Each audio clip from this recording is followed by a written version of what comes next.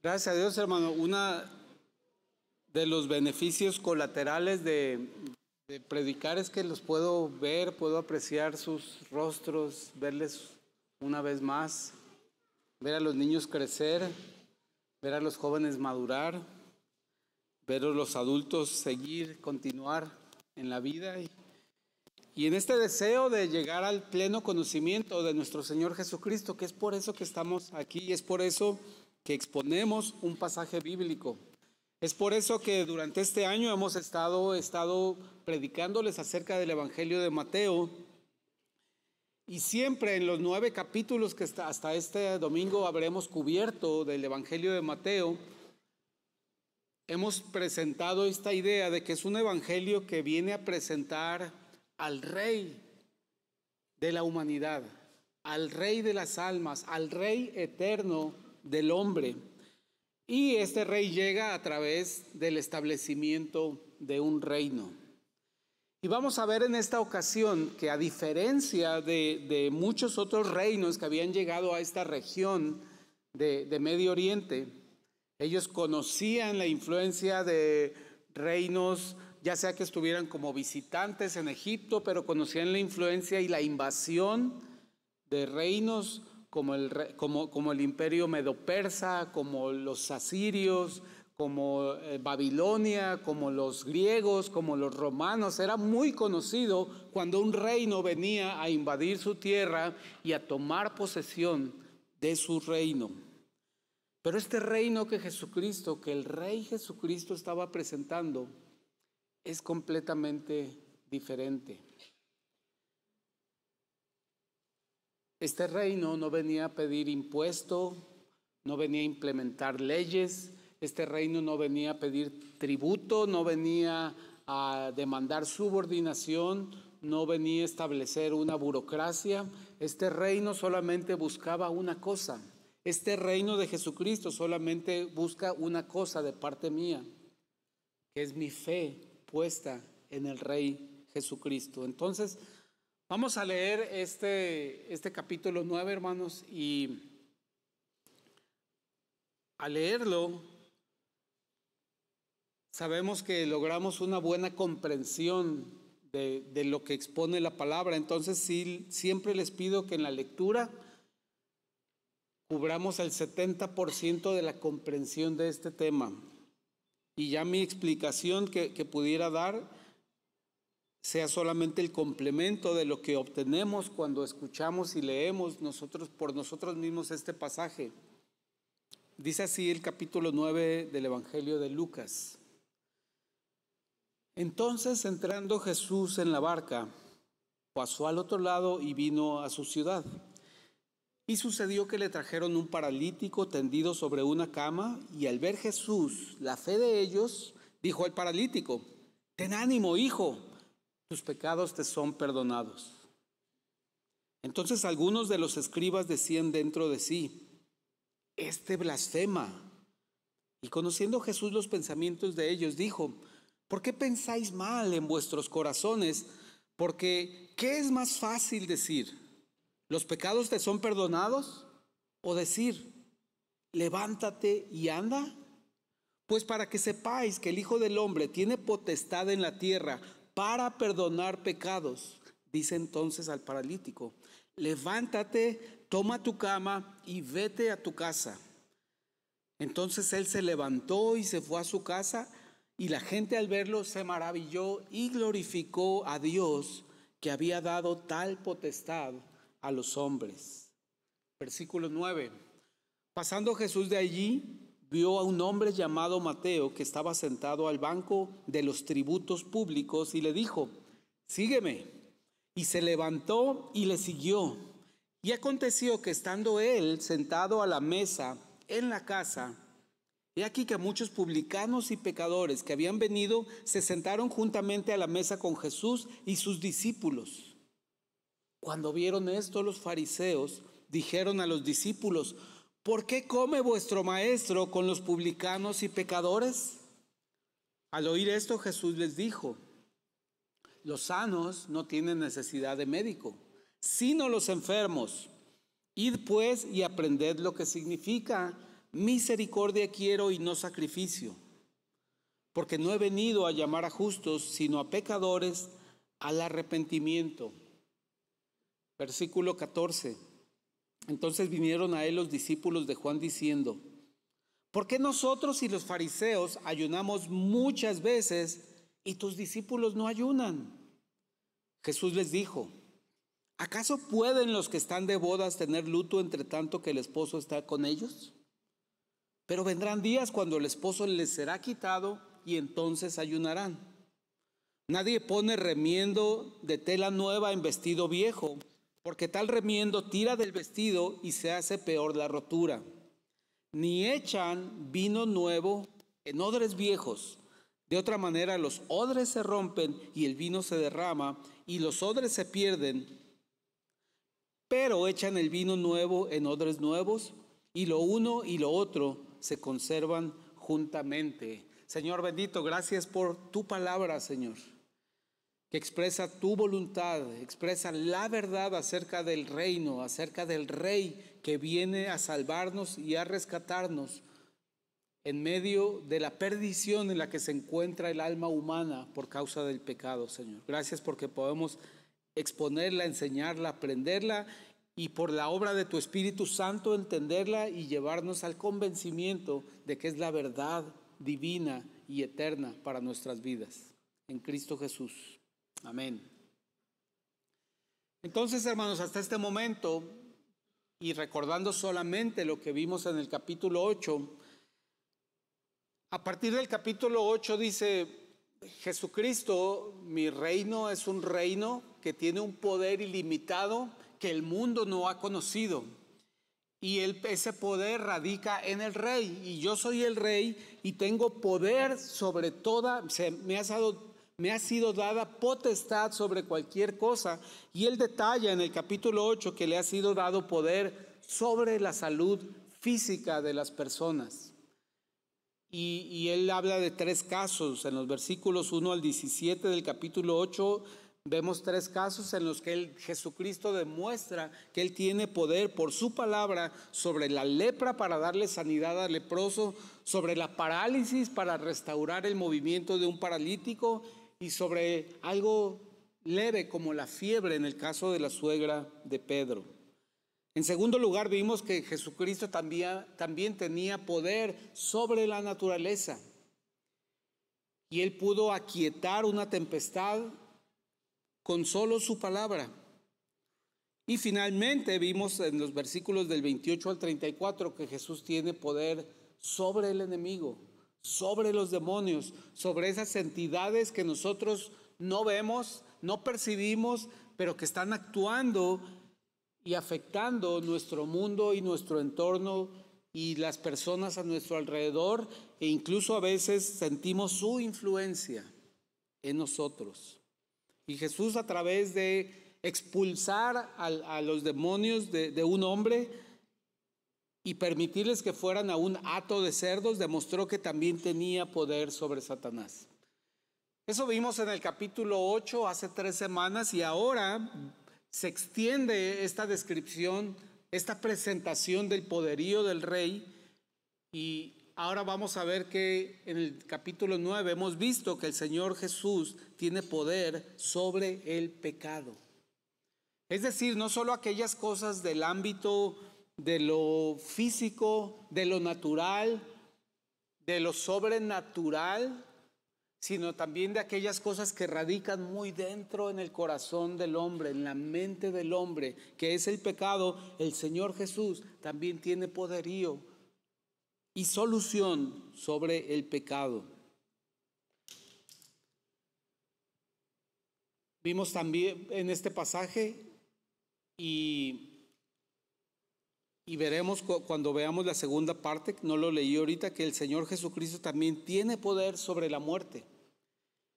Y Él enseñaría a sus discípulos que finalmente demostraría que tiene un poder completo sobre la muerte, de manera que esta amenaza que tenemos los hombres de morir eternamente separados de Dios, Él la puede remediar triunfando sobre la muerte, porque Él es capaz de dar vida y dar vida eterna en presencia de Dios Padre.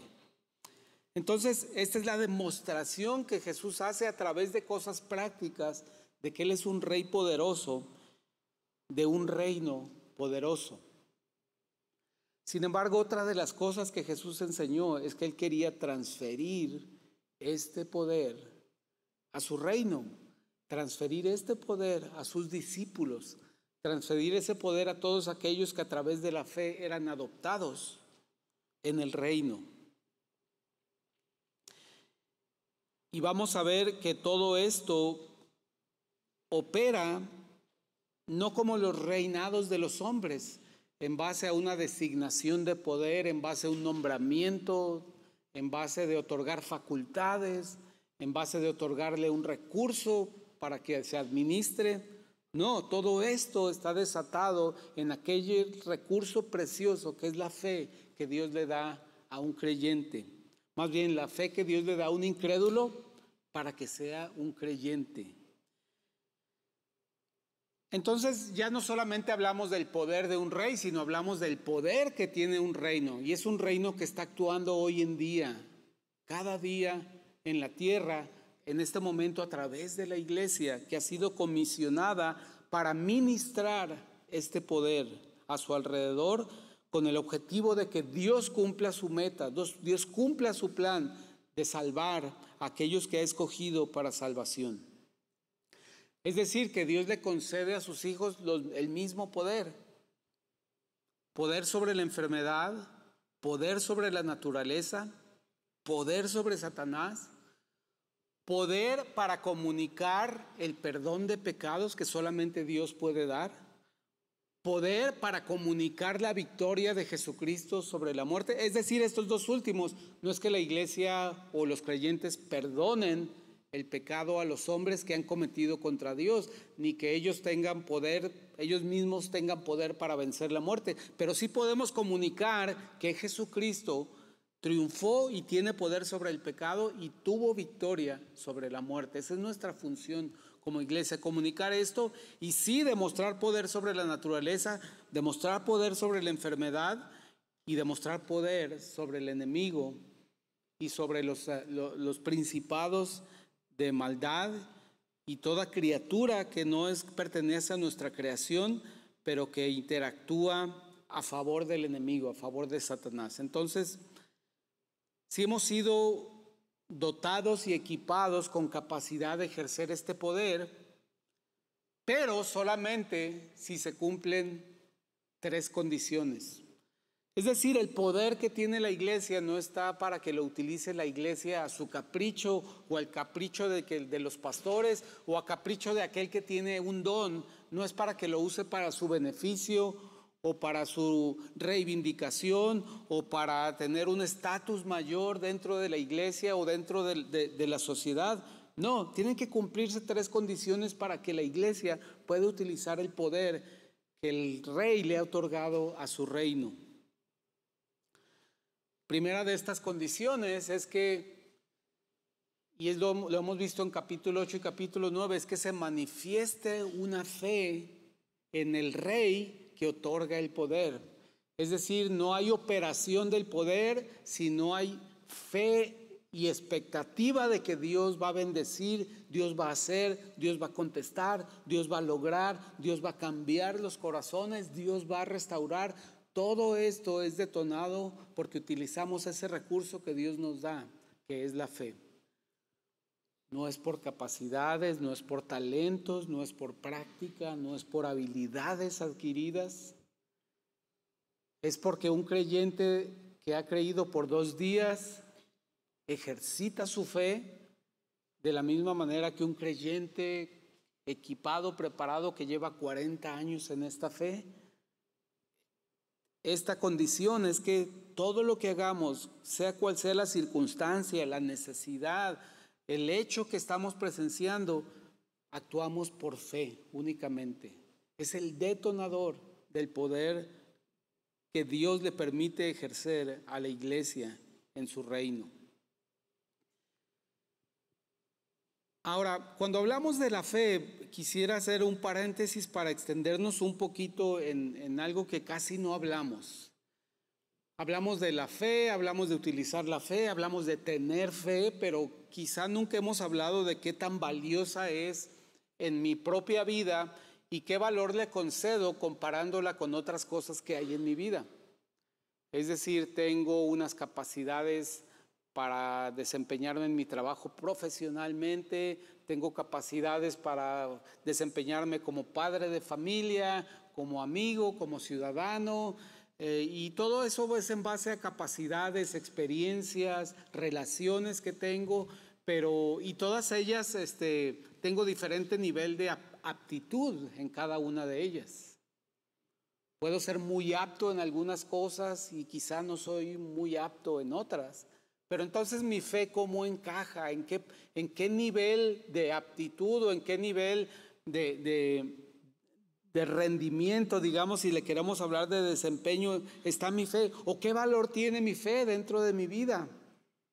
¿Es algo que solo utilizo cuando hay una gran necesidad? ¿Es algo que solo utilizo cuando quiero hablar bonito acerca de Dios? ¿O es algo que realmente valoro y utilizo constantemente a lo largo del día en mi vida? ¿Qué valor tiene tu fe? Y aquí quiero ver en la palabra qué nos dice la palabra acerca de qué tan valiosa es la fe en la vida del creyente, cómo la aquilata el creyente su fe comparándolo con otras cosas en su vida. Obviamente sería difícil asignarle un valor porque se trata de algo dentro de las cosas intangibles, es lo más intangibles. Yo no puedo evaluar la fe de otra persona de no ser por sus frutos, que no son otra cosa más que ver la acción del Dios a través del Espíritu Santo en la vida de esa persona. Es difícil asignarle el valor, pero vamos a ver qué dice la palabra acerca del valor que tiene la fe. En contraste, antes de ver qué dice la palabra, en contraste es fácil asignarle valor a las acciones. En eso sí, yo creo que somos muy capaces de concederle valor a las acciones que tenemos, a las obras, porque para nosotros es muy claro que algunas acciones son más valiosas que otras. No es lo mismo si otorgo una beca a un estudiante que si le otorgo una beca a 500 estudiantes. Es más valiosa mi acción de darle una beca a 500 estudiantes. Es lo mismo, es otorgar una beca, pero algunas acciones tienen más valor que otras.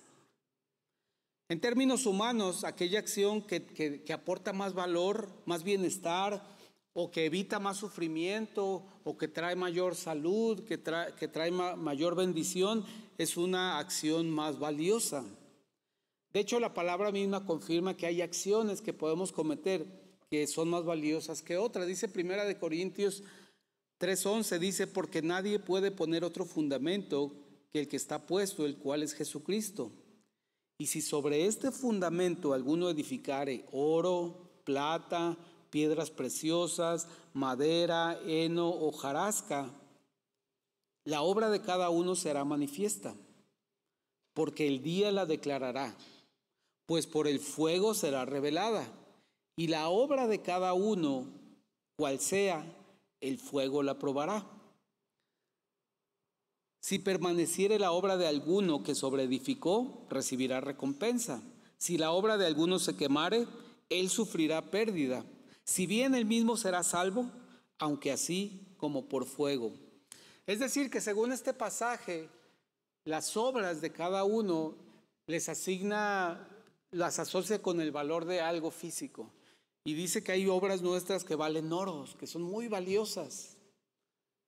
Hay otras obras que valen plata, siguen siendo muy valiosas. Algunas obras parecen piedras preciosas, pero algunas obras son como madera. Sí, la madera es buena, sirve para ciertas cosas, tiene cierto valor, tiene fortaleza, tiene resistencia, pero hay algunas obras, dice, que son como heno, algo muy endeble, una espiga muy endeble que no es muy útil, no tiene muchas utilidades. Y hay otra obra que es meramente un desecho, hojarasca. Es una obra, pero no es muy útil. y no va a resistir la prueba del fuego cuando sea expuesta al fuego de la prueba o al fuego del juicio delante de Dios. Es decir, las cosas pueden ser valiosas. Y si la palabra clasifica mis obras, las obras de los creyentes, ¿cómo compara estas obras con la fe? Pues hay esta comparación. Dice Primera de Pedro 1:7, para que sometida a prueba vuestra fe, mucho más preciosa que el oro, el cual aunque perecedero se prueba con fuego, sea hallada en alabanza, gloria y honra cuando sea manifestado Jesucristo. Entonces, este pasaje sí nos dice cuánto vale la fe en relación con el oro, que es considerado como la mejor obra que podemos hacer. En conclusión, la fe es mucho más preciosa que el oro. No está un grado más arriba que el oro, es mucho más preciosa que el oro. No sé si tú tengas, si tus cosas materiales, si tu patrimonio material está expresado en una propiedad que quizá dure 80, 90 años, o quizá esté garantizado por, no sé, joyas que quizá también se vayan desgastando o vayan dejando de funcionar, o meramente tengas ahí unos centenarios, un metal precioso.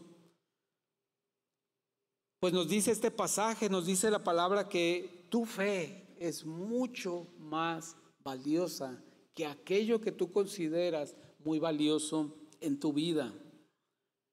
Y es tan valiosa que puede desencadenar el poder del reino y puede causar que el rey de este reino conceda que la iglesia tenga poder sobre la naturaleza, sobre la enfermedad, sobre la muerte, sobre el pecado y sobre el enemigo. Y esta fe puede ser encontrada en alabanza, gloria y honra. Es tan valiosa que manifiesta y puede despertar cosas que solamente corresponden a Dios. Alabanza, gloria y honra. Porque nuestra fe es dada por Dios, puede despertar las mismas cosas que solo le corresponden a Dios. Alabanza, gloria y honra. Ojalá dentro de ese inventario que tú haces puedas decir, mi fe que me ha sido concedida por Dios, porque no es algo que yo creo, no es algo que yo aumento, sino que es concedida y aumentada por Dios como consecuencia de que se la pedimos. Es algo muy valioso en la vida. Sí, la permanencia y la habitación del Espíritu Santo en tu vida es algo sumamente valioso, pero la fe que Dios te ha dado es también algo muy valioso en tu vida, más valioso que el oro. Polútimos crución, mucho más valiosa que el oro. De hecho, la traducción literal es valiosa, no preciosa. No mucho más preciosa, sino mucho más valiosa que el oro. Entonces podemos concluir, tu fe, hermano, es mucho más valiosa que cualquiera y que todas las acciones que puedes llevar a cabo en tu vida. Mucho más valiosa. Por eso es importante cuidarla, utilizarla, acrecentarla en cada momento de la vida. Cuando quieres ir a una ocasión especial, buscas vestir la mejor ropa. Buscas ir con tu mejor presentación. Cuando vas a un examen crucial de tu vida, quieres ir descansado, preparado, listo para enfrentar eso. Igual cuando enfrentamos cada situación de la vida, tenemos que echar mano de lo más valioso que hay en nuestra vida, que es la fe que tenemos en el Señor Jesucristo. Entonces esa es la primera condición para que se manifieste el poder de Dios a través de su iglesia. La segunda condición que se debe cumplir para que se manifieste el poder de Dios en su iglesia y en su reino, es que eso que estoy pidiendo, eso que quiero lograr, se ajuste a los planes de Dios. Yo puedo tener toda la fe del mundo y utilizar toda la fe del mundo, pero si lo que quiero hacer utilizando el poder de Dios, no se ajusta a sus planes, Dios no me lo va a conceder. Hermanos, esto explica por qué oramos y suplicamos a Dios por algo y Dios no lo concede. De hecho, no solamente se tiene que ver con que no se ajuste a los planes de Dios, sino que a veces pedimos y le pedimos a Dios que opere su poder para cosas incorrectas. Dice Santiago 4:3, pedís y no recibís porque pedís mal para gastar en vuestros deleites.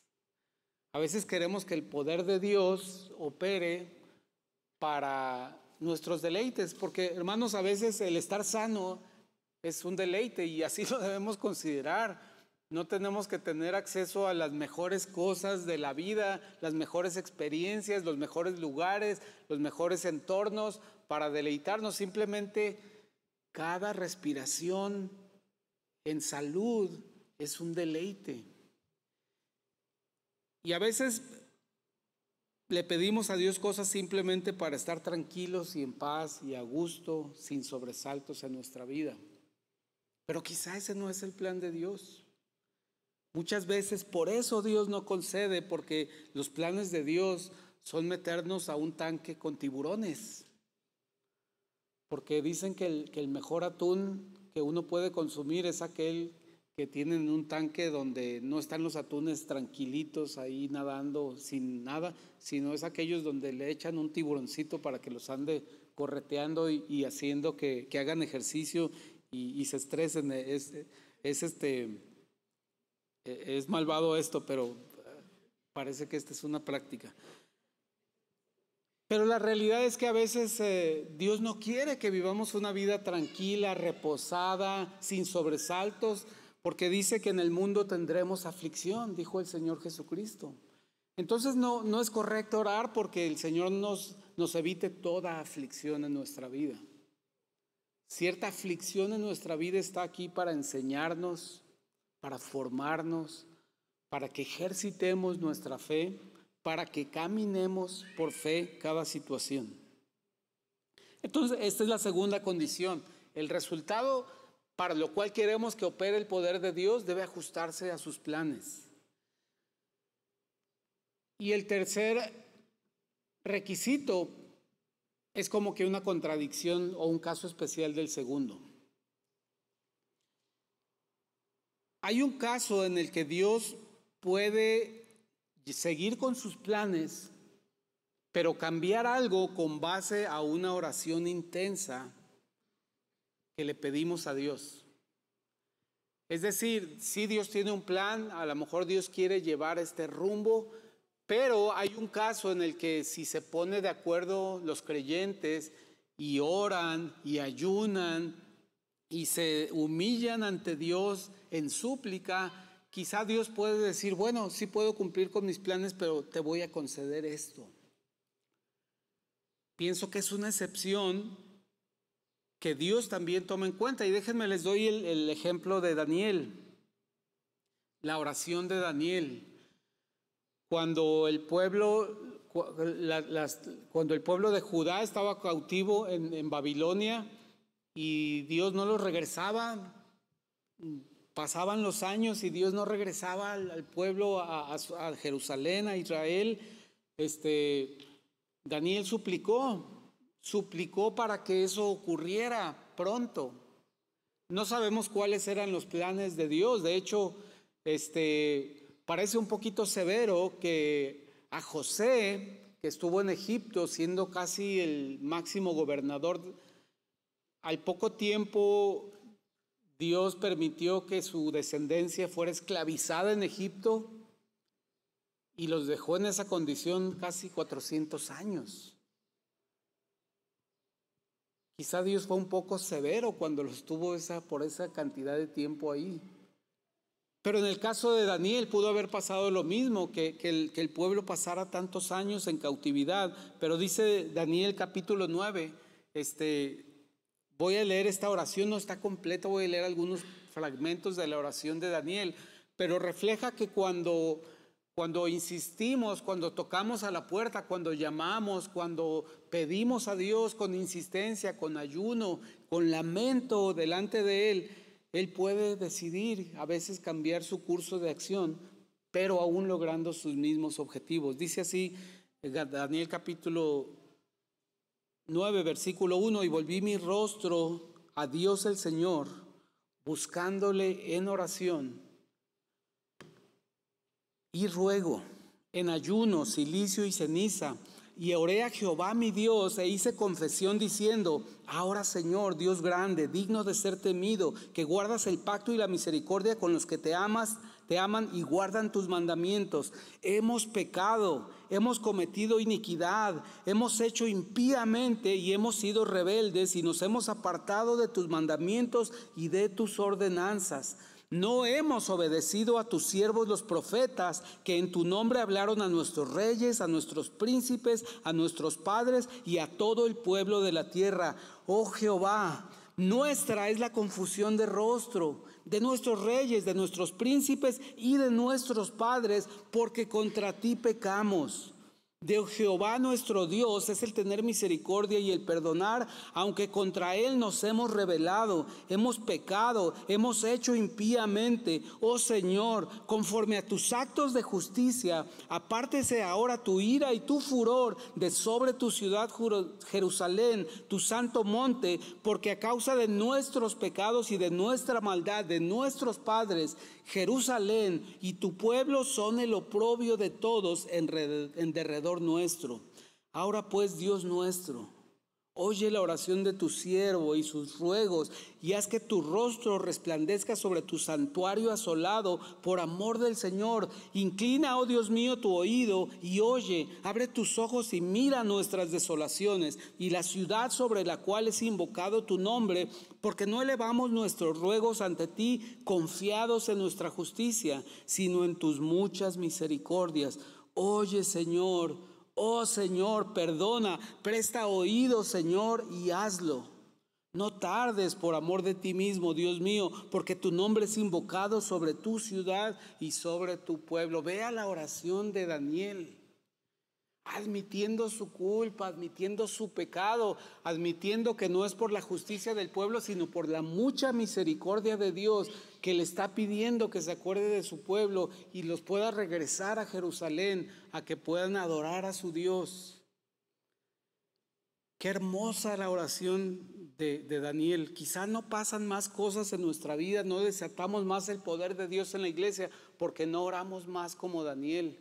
Porque empieza que dice que está orando con oración, ruego, ayuno, cilicio y ceniza. Cilicio y ceniza implican incomodidad. Ayuno implica dependencia completa de Dios. Cuando oramos así, Dios hace cosas, porque Dios contestó inmediatamente la oración de Daniel. Hay algunos que dicen que algunos creyentes cuando oramos decimos mucho la palabra Señor, pero si usted ve la palabra, esta oración de Daniel, entre Dios, Señor y Jehová lo menciona más de 23 veces. ¿Por qué? Porque el centro de mi oración es el Señor, apelando a su misericordia. Y vea qué notable la admisión de pecado de parte de Daniel, de sus padres, de los príncipes, de los reyes, del pueblo. Y se humilla delante de Dios porque sabe que el pueblo ha sido rebelde y ha atentado contra Dios. Que el Señor nos permita aumentar nuestra fe para orar con más frecuencia, con más intensidad, con ruego, con ayuno, con cilicio, con ceniza, cualquiera que sea esa forma en tu vida en particular. Cualquiera que sea esa forma de humillación en tu vida, cualquiera que sea esa forma de admitir tu pecado y tus faltas delante de Dios. Y tenemos que hacerlo, hermanos, porque no sé si recuerdan, hace algunos años estuvo de moda el reto de la cubeta de hielos. Creo que para patrocinar alguna causa algunas celebridades tomaban una cubeta con hielos y se la vaciaban en el cuerpo. Bueno, yo pasé mentalmente y emocionalmente por dos situaciones de estas. No es que haya usado la cubeta, pero pasé 2 veces, me sentí así como si me hubiera vaciado esta cubeta de hielo en 2 ocasiones, lo cual me confirmó la necesidad que tenemos de orar intensamente a nuestro Dios para que nos perdone como iglesias y que nos permita que actúe su poder en nosotros. La primera de estas veces fue cuando en la pandemia la sociedad mexicana y el gobierno mexicano nos dijo: la iglesia no es esencial, se cierra. Balde número 1 de hielos. Y todos nos quedamos pensando, pero el evangelio es esencial en la vida. Pero la comunicación de la palabra de Dios y la salvación es esencial para el hombre. Sí, pero el gobierno y México no estima que nosotros como iglesia seamos esenciales y que tengamos que estar abiertos los domingos a pesar de cualquier situación. Tenemos que orar para que nuestros vecinos nos identifiquen como un organismo importante dentro de esta colonia, dentro de esta ciudad, dentro del mundo. Que nos vean como luz y sal en medio de ellos. Segundo balde de hielo que me fue vaciado en la cabeza. Estábamos en un condado de Chicago, en la estación de policía, en una conferencia que dieron unos detectives a unos fiscales y policías investigadores mexicanos, y estaban hablando de cómo investigaban casos de delitos contra menores de edad, los peores delitos que se puedan imaginar, y ya saben cuáles. Y el balde de hielos me fue vaciado cuando uno de los policías investigadores dijo: cuando tenemos una denuncia, lo primero que hacemos es investigamos a los probables agresores, los maestros y los pastores de las víctimas. Eso piensa las corporaciones policíacas. Supongo que no era el único condado que tenía ese procedimiento de investigación. Pero qué afrenta para nosotros como pastores que esa sea la opinión que tienen las corporaciones policiales.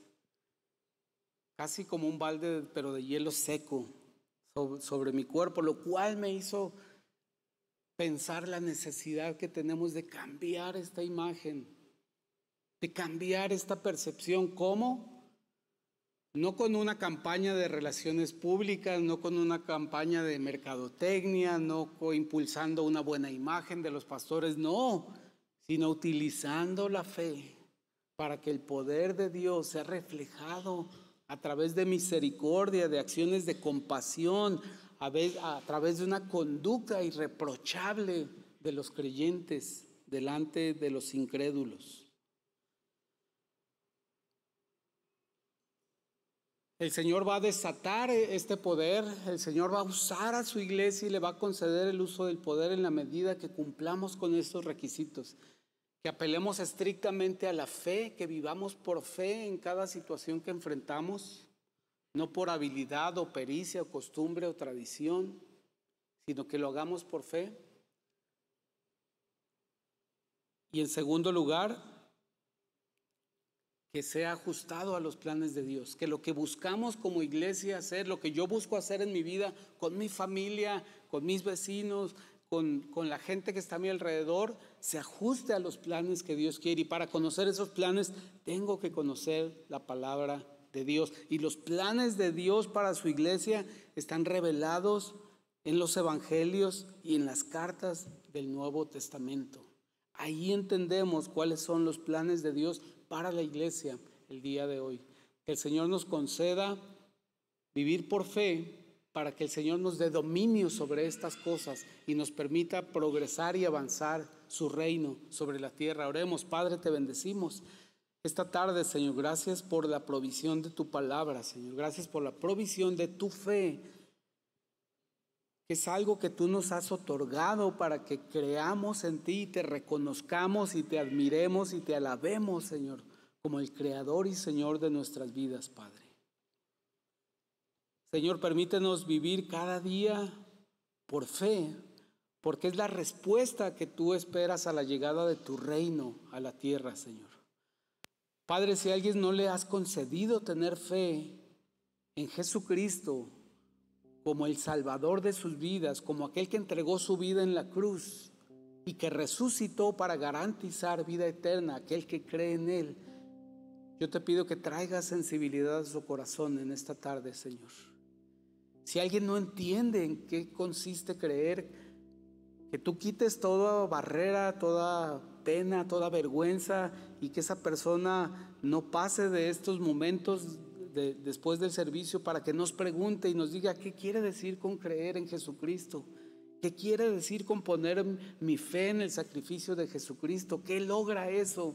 Padre, pon esa inquietud en aquellos que no tienen esa fe, para poder responderles con la verdad gloriosa de tu evangelio, Señor, para que opere en sus vidas también esta fe. En Cristo Jesús bendice a tu pueblo, Señor. Amén. Gracias, hermano.